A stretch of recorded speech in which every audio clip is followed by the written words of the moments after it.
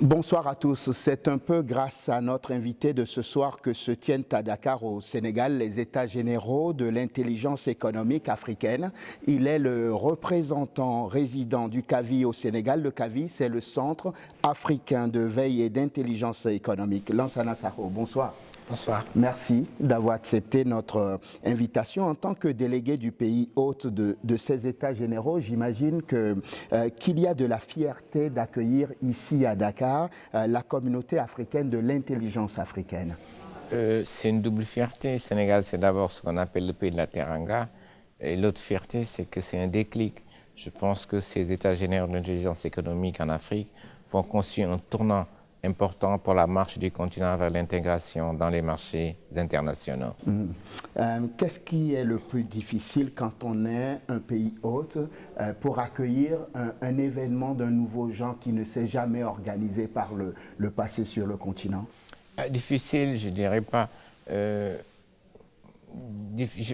vois plus en général, moi, des opportunités que des difficultés. Je pense qu'on a réussi le pari de l'organisation.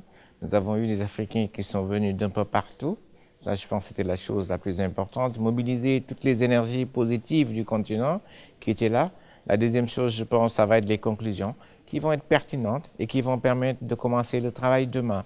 Je pense que ce que nous avons fait aujourd'hui, c'était juste un petit kick-off. Le plus important, c'est ce qui va se passer après ces États généraux. Quelle sera la feuille de route? Quelle sera la valeur ajoutée que nous allons apporter aux institutions d'abord, mais également aux organisations africaines. Pour ceux qui ne seraient pas des initiés comme vous, évidemment, comment pourriez-vous leur expliquer les enjeux on va dire, de l'africanisation de l'intelligence économique? Je pense d'abord qu'il faut se situer dans un contexte particulier, le contexte de la mondialisation, d'intégration de toutes les économies. Il n'y a plus de frontières aujourd'hui et il faut avoir la capacité de faire deux choses, aller dans les marchés export et pouvoir naturellement défendre ce que nous avons dans ce marché. Quand on fait cette mise en contexte, il y a un élément très important qu'il faut maîtriser, c'est l'information. Et tout ce dont on parle en termes d'intelligence économique tourne autour de la maîtrise de l'information. Maîtriser l'information pour se défendre, maîtriser l'information naturellement pour aller dans les marchés export. Quand vous prenez l'exemple des pays asiatiques comme la Chine, comme les dragons, ce qu'on appelle les nouveaux dragons asiatiques. Ce qu'ils ont fait, c'est très simple. Ils ont pu répliquer dans un temps très court tout le modèle de création de valeur de l'Occident, l'adapter à leur contexte et comprendre un peu quels sont les besoins de ces pays et passer à l'attaque. C'est ça qui explique un peu le développement fulgurant que tous ces pays ont connu en un temps assez court. L'Afrique devrait faire la même chose. On ne peut pas vivre en marge de la société. Nous faisons à peu près 3% du commerce international. Avec une population à croissance exponentielle, je pense que c'est des défis importants que nous pouvons relever, mais les relever seulement en maîtrisant l'information économique pour pouvoir aller à l'attaque des marchés internationaux. Lansana Sakho, vous qui êtes dans le secret des dieux, dites-moi, ce rendez-vous à Dakar, ce n'est pas le fruit du hasard? Non, ce n'est pas le fruit du hasard. Nous travaillons dessus depuis 6 mois. Mais il y a quand même un hasard qu'on n'avait pas calculé. Ce rendez-vous tombe avec le second mandat de son Excellence le Président Macky Sall, qui a travaillé, qui a posé le Sénégal sur une dynamique qu'on appelle le plan Sénégal émergent, avec une très forte volonté d'aller sur les marchés export à travers l'agriculture, à travers les mines, à travers le pétrole. Et je pense que ce que nous avons fait ici, ce que je vais te dire, ça a constitué un déclic. On n'a pas fait que les États généraux, mais en amont, nous avons formé une dizaine de Sénégalais sur les métiers d'intelligence économique qui pourraient apporter réellement de la valeur ajoutée pour accompagner le Sénégal, aussi bien le secteur privé que les institutions. C'est un hasard, je veux dire, c'est pas un hasard évidemment, c'est une coïncidence heureuse. Je pense qu'on va le dire comme ça. Lors de ces États généraux, il a été beaucoup question de laisser la parole aux entreprises, au pouvoir public ou encore aux organisations de la société civile. Au Sénégal, quels sont les besoins de ces acteurs? Quels sont les besoins que ces acteurs ont véritablement exprimés ici? On commence par les entreprises. Je pense que les entreprises ont besoin d'informations, ont besoin de savoir ce qui se passe ailleurs, ont besoin de se défendre, ont besoin, quelles sont les stratégies pour attaquer les marchés exports, qu'est-ce que nous devons faire pour augmenter nos parts de marché. Je pense que ça, c'est des besoins récurrents qui sont les besoins des entreprises. Il y a naturellement des facteurs internes qui sont des facteurs bloquants. Quand vous avez des coûts de facteurs de production qui sont très élevés, quand vous avez un marché intérieur qui est très faible, vous ne pouvez aller qu'à l'export. Je pense que ça, c'est ce qu'ont besoin les entreprises. Par contre, l'intelligence économique, à la base, c'est d'abord l'institution. Une très forte volonté politique. Une politique affirmée de permettre un développement du secteur privé. Quand je prends toujours un exemple particulier, malheureusement, l'Afrique n'a pas forcément ses moyens, chez la Chine. Aujourd'hui, vous avez près de 300 millions d'étudiants chinois qui étudient un peu partout en Occident. Mais quand ils vont finir, ce qu'ils vont faire, ils vont rester travailler peut-être dans ces pays pendant 2 ans, mais revenir chez eux. Mais le temps qu'ils font ces jeux, ce qu'ils font, c'est de l'intelligence économique. Oui. Quelles sont les pratiques de ces pays? Quelles sont les bonnes méthodes? Quels sont les besoins des populations de ces pays? Oui. Et quelles sont les approches pour attaquer ces pays? Après, ils vont rentrer chez eux, ils vont faire exactement la même chose. À quoi pensez-vous? Vous imaginez que la diaspora africaine disséminée un peu partout sur la surface du globe puisse faire la même chose et revenir sur le continent? Ce serait ça le deal, en fait. Et je pense que la diaspora a une place très importante à jouer à ce niveau. Parce qu'elle sait ce qui se passe ailleurs, elle connaît les besoins. Il faudrait qu'elle revienne travailler avec ceux qui sont sur place pour justement permettre d'attaquer ces marchés. Et je pense que c'est là où la diaspora a un rôle très très important à jouer également. Parmi les objectifs de ces États généraux, il y avait on va dire la nécessité d'une prise de conscience par toutes les parties prenantes de l'importance de l'intelligence économique. La question c'est, est-ce que vous avez le sentiment que les lignes ont bougé? Je pense qu'il faut évaluer un peu. Je ne peux pas me limiter à ce qui était dans la salle pour dire forcément que les lignes bougeaient. Mais je pense qu'en interne, nous avons atteint les objectifs. Nous avons après ce qu'on appelle CAVI Sénégal. Oui. CAVI Sénégal, ça va être un regroupement d'intellectuels sénégalais engagés pour l'intelligence économique qui devront pousser. Ça doit être la même chose en Côte d'Ivoire, ça doit être la même chose au Cameroun, ça doit être la même chose au Burkina, ça va être la même chose partout dans les pays africains. Et je pense que c'est à ce niveau que les lignes vont commencer à bouger. Mais il faut encore aller beaucoup plus loin. Le CAVI a demandé des accords de siège à Accra, à Abuja et à Addis Abeba. C'est déjà un déclic. Je pense avoir le premier accord de siège avec l'Union africaine pourrait constituer un tournant très important de la prise en compte, de la prise en conscience des dirigeants africains par rapport à l'intelligence économique. Tout compte fait, en réalité, on n'a même pas le choix. Le continent ne peut pas continuer à être marginalisé.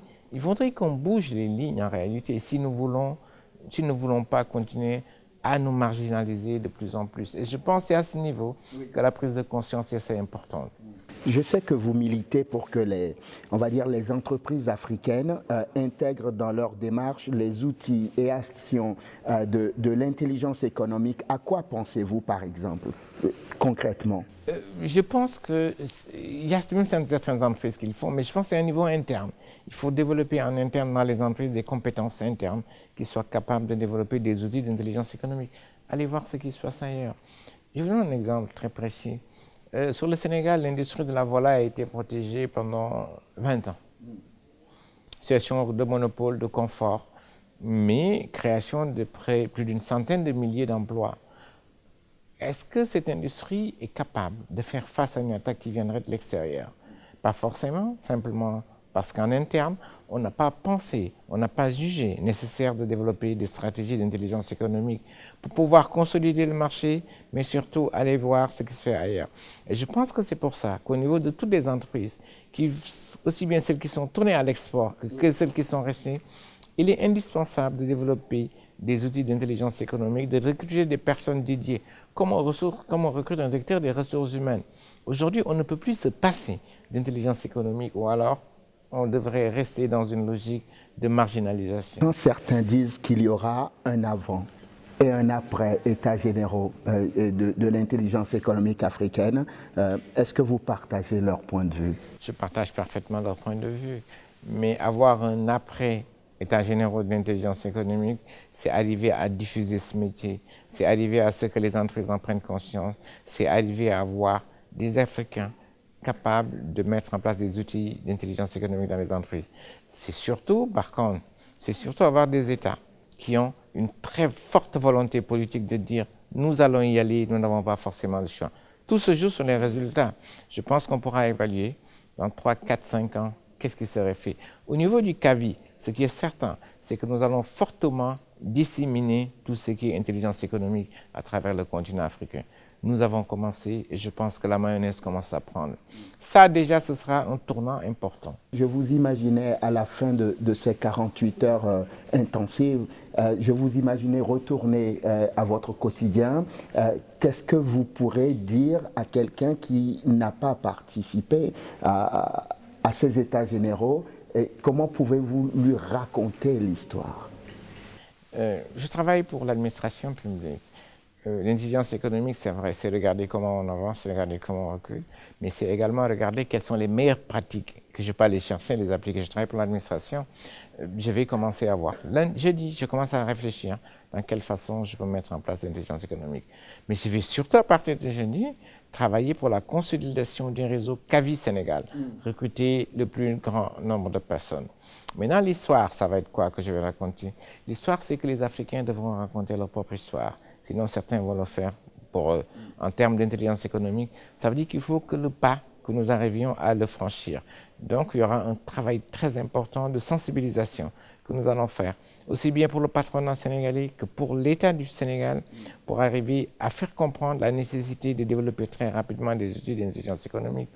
Il y a des prémices qui existent en réalité, mais je pense qu'elles n'ont jamais été prises au sérieux, entre guillemets, parce que je pense que ce qui nous a manqué, c'est la diffusion de l'information, c'est la compréhension de ce qu'est l'intelligence économique, c'est surtout arriver à conscientiser les gens que nous n'avons pas le choix. En réalité, toute la problématique, elle est là. C'est que nous n'avons pas le choix de rester dans une situation de confort et de toujours nous mettre dans une attitude de victimisation. Oui. Le monde, il est ouvert. Et je pense que l'Afrique devra l'attaquer. Et l'Afrique devra l'attaquer et nous avons les moyens d'y arriver. Ce sera ma dernière question, juste pour conclure notre entretien. Comment faire pour que les états généraux de l'intelligence économique ici à Dakar ne soient pas un forum comme les autres? Ne soit pas un autre forum, on va dire, malheureusement. Comment faire? Je pense qu'on sortira d'ici avec une feuille de route. On sortira d'ici avec une feuille de route, on sortira d'ici avec pour chaque pays qu'est-ce que nous devons faire et on va continuer ce travail. Ça ne peut pas être un forum comme tous les autres. Les gens que vous avez ici, c'est du bénévolat.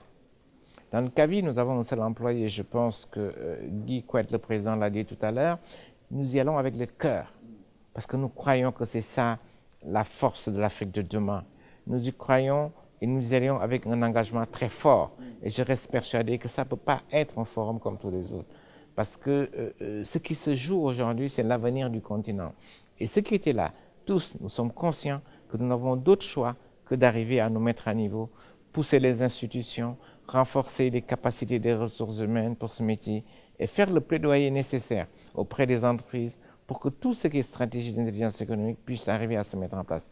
Ça ne sera pas du jour au lendemain. C'est un travail de longue haleine. Mais nous le comprenons comme ça et nous allons arriver à le faire. Lansana Sakho, merci. Je rappelle que vous êtes représentant résident du Centre africain de veille et d'intelligence économique au Sénégal. Vous êtes aussi directeur général de l'Office national de l'assainissement du Sénégal. Merci infiniment d'être venu dans l'entretien du jour. C'est moi qui vous remercie. Merci à vous de nous avoir suivis. Je vous souhaite de passer une excellente suite de programmes, évidemment sur Télésud. On se retrouve demain pour un nouveau numéro de l'entretien du jour. D'ici là, portez-vous bien. À demain.